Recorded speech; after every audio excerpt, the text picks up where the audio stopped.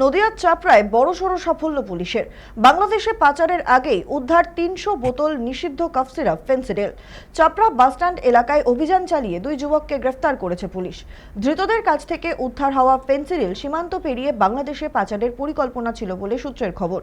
ইতিমধ্যেই গোটা ঘটনার তদন্তে নেমেছে পুলিশ এবং খতিয়ে দেখা হচ্ছে এর সঙ্গে কোনো পাচার চক্রের যোগ রয়েছে কিনা। গ্রেফতারির পর ধৃতদের কৃষ্ণনগর জেলা আদালতে তোলা হবে এমনটাই জানা গিয়েছে।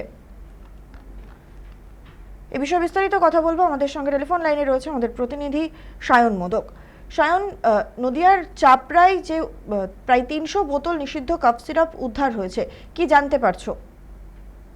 দেখো অঙ্কিতা, ৩০০ বোতল কাক সিরাপ কিন্তু টোটোর থেকে উদ্ধার হয়েছে। তো এইটা কোথায় যাচ্ছিল, পুলিশ সূত্রে যেটা জানা গেছে, এটা নাকি বাংলাদেশে পাচারের উদ্দেশ্যে যাওয়া ছিল। এর আগেও কিন্তু ৫০০ বোতল কাক সিরাপ ধরা হয়েছিল একজন অটো চালকের কাছ থেকে।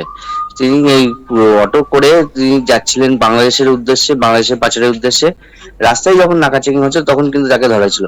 গতকাল আজকে যেটা দেখা গেছে যে পুলিশের পক্ষ থেকে যেটা প্রকাশ করা হয়েছে যে ৩০০ বোতল কাক সিরাপ পুলিশ বাজেয়াপ্ত করেছে। না, গোপন সূত্রে খবর পেয়ে তারা কিন্তু অভিযান চালায়। সেখানে কিন্তু ডিএসপি শিল্পী পালের নেতৃত্বে তিনি পুরো বিষয়টাকে কিন্তু খতিয়ে দেখা হচ্ছে এবং এর সাথে কে বা কারা আরো জড়িত আছে কিনা এবং আরো কোনো বোতল আছে কিনা তাদের কাছে এবং কোথায় পাচার করেছিল, কোথা থেকে এসেছিল, সম্পূর্ণ বিষয়টি খতিয়ে দেখা হচ্ছে। অঙ্কিতা, ধন্যবাদ সঙ্গে থাকার জন্য।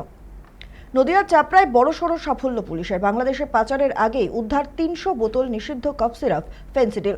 চাপড়া বাসস্ট্যান্ড এলাকায় অভিযান চালিয়ে দুই যুবককে গ্রেফতার করেছে পুলিশ। ধৃতদের কাছ থেকে উদ্ধার হওয়া ফেন্সিডিল সীমান্ত পেরিয়ে বাংলাদেশে পাচারের পরিকল্পনা ছিল বলে সূত্রের খবর। ইতিমধ্যেই গোটা ঘটনার তদন্তে নেমেছে পুলিশ এবং খতিয়ে দেখা হচ্ছে এর সঙ্গে কোনো পাচার চক্রের যোগ রয়েছে কিনা। গ্রেফতারির পর ধৃতদের কৃষ্ণনগর জেলা আদালতে তোলা হবে।